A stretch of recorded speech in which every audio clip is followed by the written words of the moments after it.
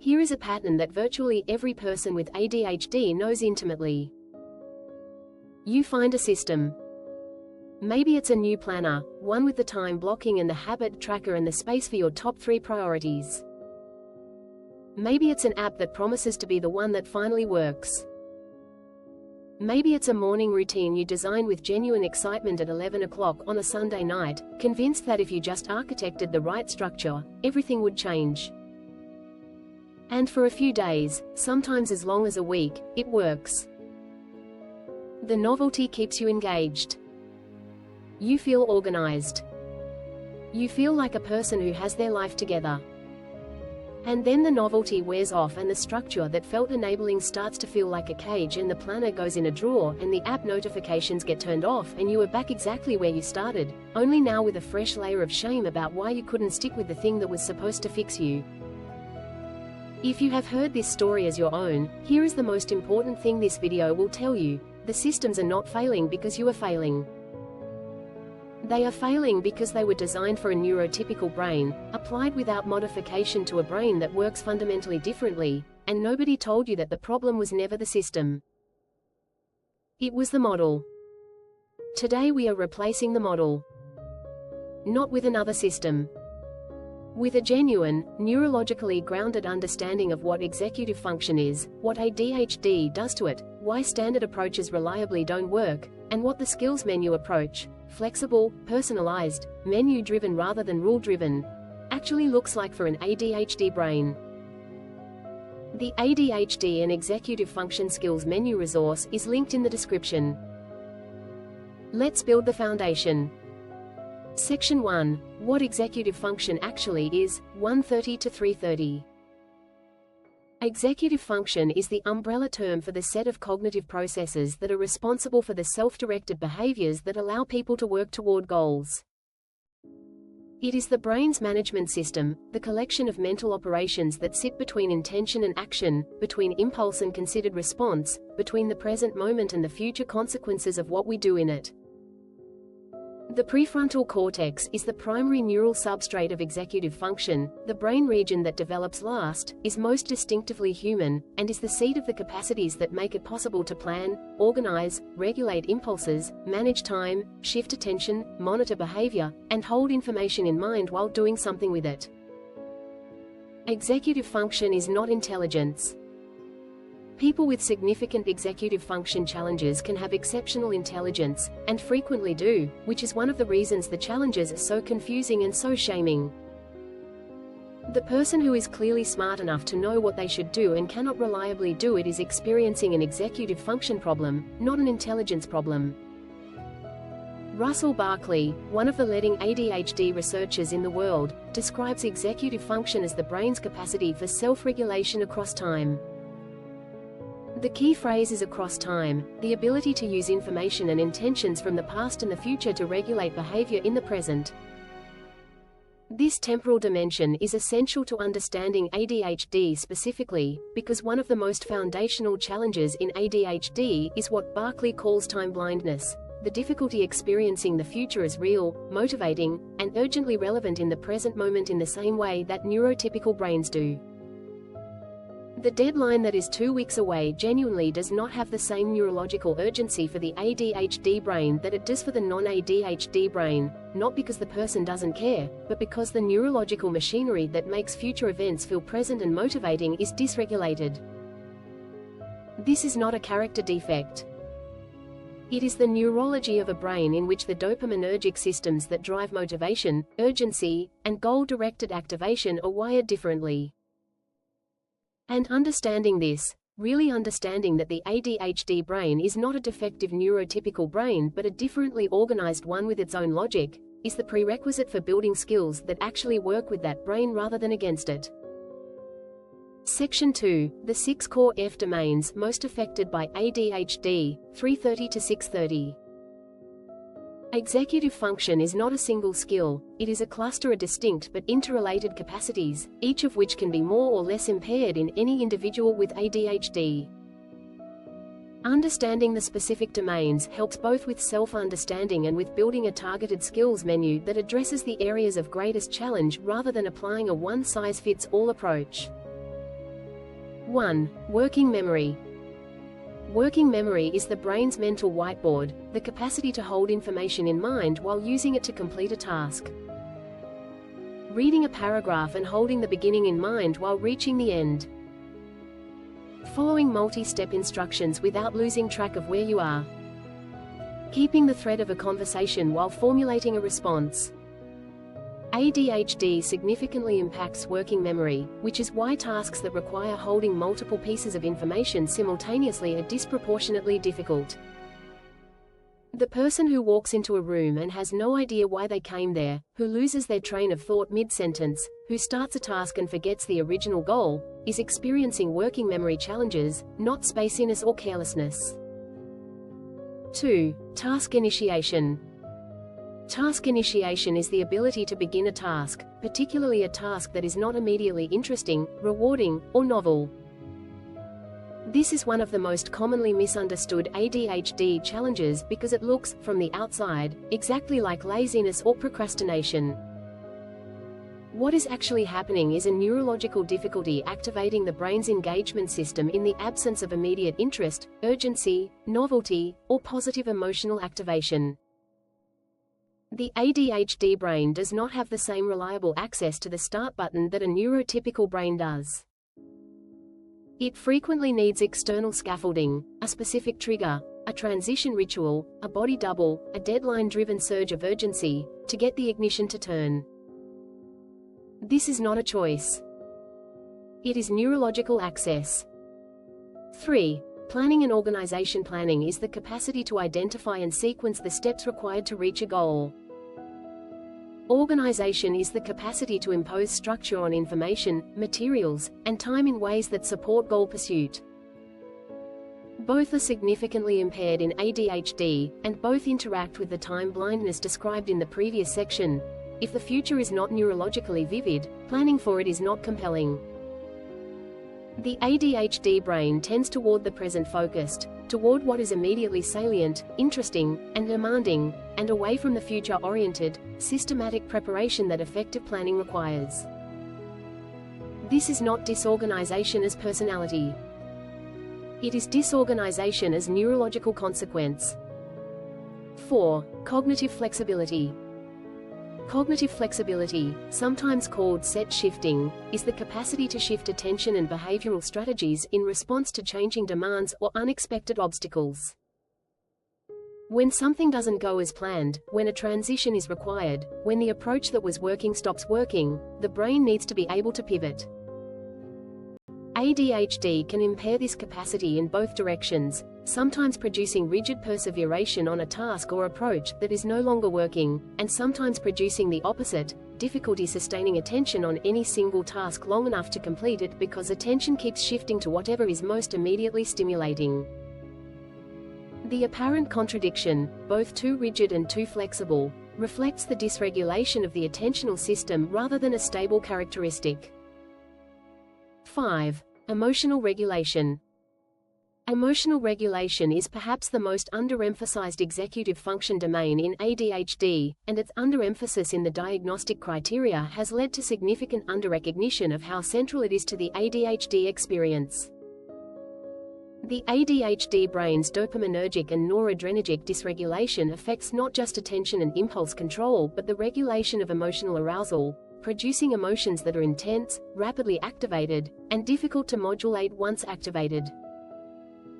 Rejection-sensitive dysphoria, the extreme, often overwhelming emotional pain in response to perceived criticism, failure, or rejection, is one of the most impairing and least discussed features of ADHD in adults. It is not a mood disorder. It is an emotional dysregulation feature of the ADHD nervous system. And it profoundly affects relationships, self-esteem, and the willingness to attempt things where failure is a possibility. 6. Inhibition and impulse control. Inhibition is the capacity to pause before acting, to stop the first response, the impulsive word, the reactive decision, the distraction that presents itself in the middle of an important task. It is the brake system of the executive function complex. In ADHD, the brake system is less reliable. This is not an absence of the capacity to inhibit, it is a dysregulation of the threshold and reliability of that inhibition. The person with ADHD is not choosing not to pause. Their brain is generating the impulse at a level of intensity and speed that frequently outpaces the inhibitory system's capacity to intervene. This is the neurology of interrupting, of impulsive purchases, of sending the message before thinking it through, of the words that came out before the filter had a chance to work. Section 3. Why ADHD systems fail. It's not you. 6:30 to 8:30.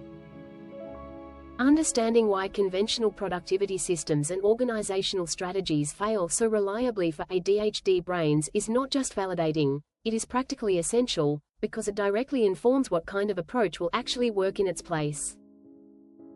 The first reason conventional systems fail is that they are designed around consistent follow-through, and consistency is one of the most neurologically taxing demands you can make of an ADHD brain. Neurotypical productivity systems assume that once you establish a habit or routine, maintenance becomes automatic. In ADHD, the neurological conditions that make habits automatic, consistent dopaminergic reinforcement, reliable access to the behavior-initiating circuitry, low sensitivity to distracting stimuli during routine execution, are the exact conditions that are dysregulated. The ADHD brain does not reliably automate in the way these systems depend on. Every execution of a routine can feel like the first time, requiring the same neurological activation that the initial attempt did. The second reason is novelty decay. The ADHD brain is acutely responsive to novelty. It engages readily with new systems, new tools, and new approaches because novelty activates the dopaminergic systems that drive engagement. This is why the new planner or app can produce a genuine period of improved function. But novelty decays, and when it does, the system that was working stops working, not because the person stopped caring but because the neurological fuel that was powering the engagement has been depleted by familiarity. The solution is not more discipline.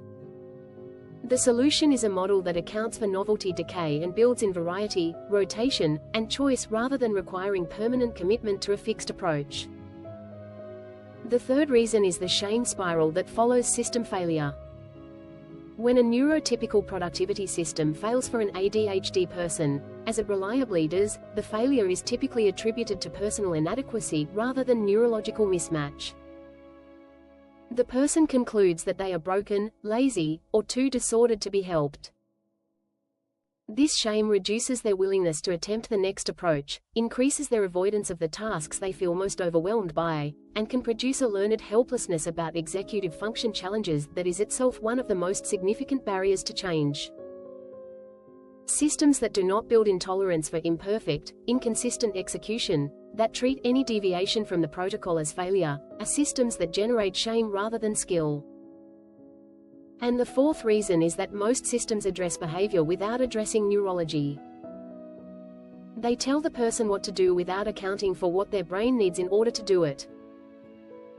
The productivity culture prescription of habit stacking, time blocking, and morning routines was not developed with the ADHD nervous system in mind. And applying it without modification to that nervous system is not just ineffective, it is actively harmful, because it produces a track record of failure in the domain that the person most needs to build confidence and competence in. Section 4, the Skills Menu Approach, a better model, 8:30 to 10 o'clock. The Skills Menu Approach is a fundamentally different model for executive function support, and it is one that is far more congruent with how the ADHD brain actually operates. A menu, rather than a system, is based on choice rather than compliance.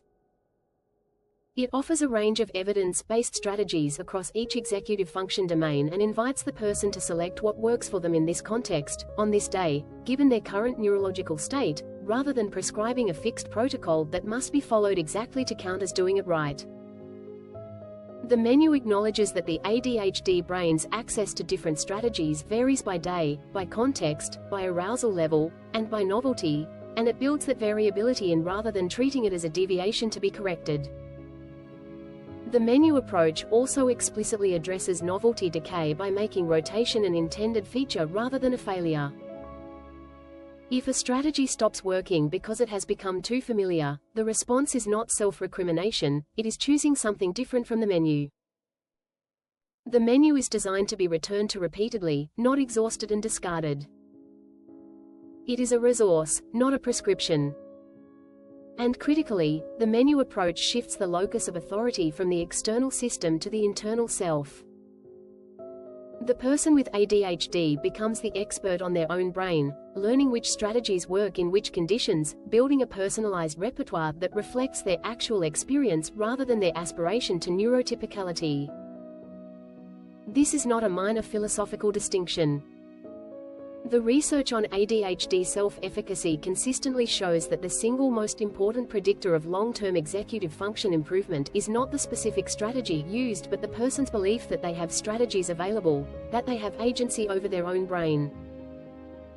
The menu approach is designed to build exactly that belief. Section 5. Building your personal F-skills menu, 10 o'clock to 12 o'clock. The executive function skills menu is organized by domain, so that for each of the 6 areas we discussed, there is a range of specific, concrete strategies to choose from. The full menu is in the resource linked in the description. Here is the framework for how to approach it. For working memory, the core strategy principle is externalization, moving information out of the brain and into the environment, so that the brain's limited working memory capacity is not the sole repository of what needs to be held.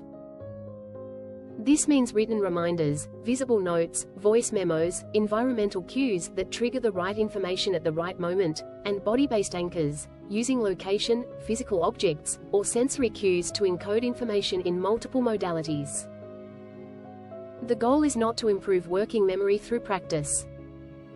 It is to reduce the demand placed on it by building an external scaffolding that carries the load. For task initiation, the strategy principle is activation engineering, identifying and deliberately creating the specific conditions that your brain needs to begin. This is different for every person and can vary by day. For some ADHD brains, activation requires a physical transition, moving to a different location, changing clothes, creating a specific sensory environment. For others, it requires a body double, another person present in the same space, not necessarily interacting, whose presence provides just enough social activation to get the ignition to turn. For others, a 2-minute rule, committing only to starting for 2 minutes, with genuine permission to stop, reduces the initiation threshold enough to get into the task. The key is finding your specific activation conditions rather than applying someone else's. For planning and organization, the strategy principle is structure that is visible, simplified, and forgiving of imperfection. Not the elaborate color-coded system, the 3 things on the whiteboard. Not the detailed project plan, the next single action, written down. Time mapping rather than time blocking, creating a visual representation of where time actually goes rather than an aspirational schedule that assumes perfect compliance. And explicit time estimation practice, building the skill of predicting how long tasks will actually take, which is systematically distorted in ADHD brains in the direction of significant underestimation. For cognitive flexibility, the strategy principle is transition support, building explicit scaffolding around the moments of shift that the ADHD brain finds most difficult. Warning cues before transitions rather than abrupt endings. Completion rituals that signal to the brain that a task is closed before a new one opens. Specific language for when a plan is not working, not "I failed, but this isn't working, what's the next option on the menu?" Building the flexibility skill explicitly, with the understanding that it requires deliberate practice rather than simply deciding to be more adaptable. For emotional regulation, and this is where the skills menu approach overlaps most directly with therapeutic work, the strategy principles include both physiological regulation tools and the specific cognitive reframes that address rejection-sensitive dysphoria. Physical regulation first. The ADHD nervous system that is in emotional arousal is not available for cognitive strategy use until the arousal is reduced. Exercise, cold water, rhythmic movement, slow breathing, these are not supplementary coping tools, they are the preconditions for everything else. And the specific RSD reframe, learning to pause between the triggering perception and the flooded response long enough to ask whether this is actually rejection or whether the ADHD brain is pattern matching to a threat that is not present, is one of the most important skills in the entire menu for adults with ADHD in relationships. And for impulse inhibition, the strategy principle is creating friction between impulse and action, deliberate, environmental, structural friction that gives the brain time to engage the prefrontal cortex before the impulse completes. Removing access to impulsive spending by creating steps between intention and purchase. Using the note-it-first strategy for interruptions, writing the thought down before acting on it, which preserves the information while pausing the action. Practicing the pause physically, the habit of a deliberate breath or a 3-second pause before any reactive response. Section 6, for therapists, F skills in the clinical room, 12 o'clock to 1300. For clinicians working with ADHD clients, whether the ADHD is the presenting concern or whether it is the neurological context in which another presenting concern is operating, the executive function skills menu approach has specific clinical implications worth naming. The most important is this: ADHD is not a motivation problem and it is not primarily a psychological problem, though it produces significant psychological consequences. The shame, the self-criticism, the demoralization, the identity wounds from a lifetime of systems that failed, these are psychological, and they require skilled clinical attention. But the executive function dysregulation itself is neurological, and it requires practical skill building alongside the psychological work rather than insight alone.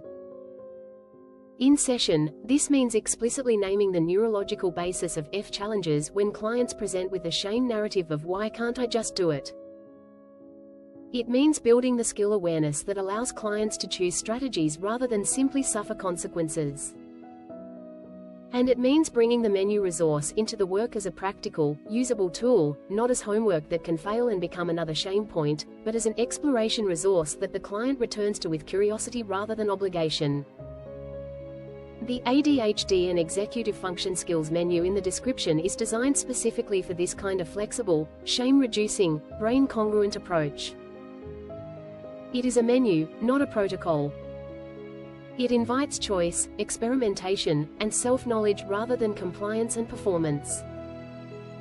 And for ADHD clients who have spent years being failed by systems that were not designed for them, that invitation may be one of the most therapeutic things you offer.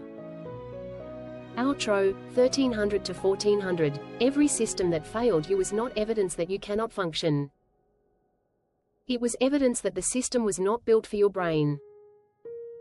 The ADHD brain is not a broken neurotypical brain. It is a different brain, with genuine challenges, genuine costs, and also genuine gifts that are inseparable from the same neurological architecture that makes the challenges hard. The intensity, the creativity, the pattern recognition, the capacity for hyperfocus on what genuinely matters, these are not separate from the ADHD. They are the other side of it. And the skill-building work is not the work of making the ADHD brain neurotypical. It is the work of giving that brain the specific, customized, brain-congruent tools it needs to function in a world that was largely designed without it in mind. The ADHD and executive function skills menu in the description is a place to start, or a place to return to when the last thing that was working stops working, which is not failure. It is just the ADHD brain being the ADHD brain, asking for something new from the menu. Share this video with someone who has been told they just need to try harder. The neuroscience has something important to say about that. And I will see you in the next one.